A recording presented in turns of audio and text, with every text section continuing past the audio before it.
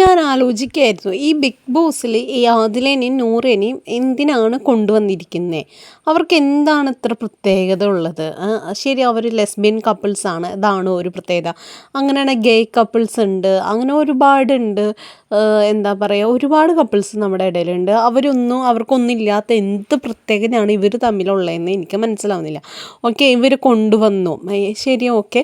ഞാൻ എന്നിട്ട് ഇവർ ഗെയിം ഇങ്ങനെ ബിഗ് ബോസ് കണ്ടുകൊണ്ടിരിക്കുന്ന സമയത്ത് എല്ലാ ടാസ്കിലും ഇവർ ഒരുമിച്ചാണ് പങ്കെടുക്കുന്നത്. അതായത് ഒറ്റയ്ക്ക് ചെയ്യേണ്ട ബാക്കിയുള്ള കണ്ടസ്റ്റൻസ് ഒറ്റയ്ക്ക് ചെയ്യുന്ന ഓരോ ടാസ്കും ഇവർ ഒരുമിച്ചാണ് ചെയ്യുന്നത്.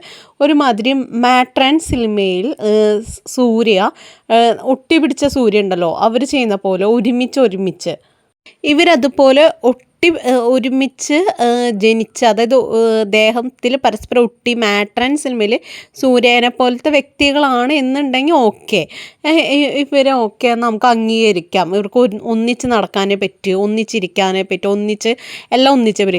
ഇതങ്ങനെയല്ല, രണ്ട് വ്യക്തികളല്ലേ. ഗെയിമൊക്കെ കളിക്കുമ്പോൾ അവർക്ക് സെപ്പറേറ്റ് നിന്ന് കളിച്ചുകൂടെ? എന്തിനാണ് ഇവർ ഒരുമിച്ച് കളിപ്പിക്കുന്നത്? എനിക്കൊന്നും മനസ്സിലാവില്ല. ഇതൊക്കെ ഭയങ്കര ബോറിങ് പരിപാടി തന്നെയാണ് ബിഗ് ബോസിൽ ഇപ്പോൾ കണ്ടുകൊണ്ടിരിക്കുന്നത്. ഇവരെ കാണുമ്പോൾ തന്നെ ഭയങ്കര ദേഷ്യം വരെ, ഇറിറ്റേറ്റഡ് ആവുകയാണ് ചെയ്യണത്. കാരണം ഒരുപാട് നല്ല ആൾക്കാരുടെ ഒരു ചാൻസാണ് ഇവരെ പോലുള്ളവർക്ക് വേണ്ടി ബിഗ് ബോസ് കൊടുത്ത് നശിപ്പിച്ചിരിക്കുന്നത്.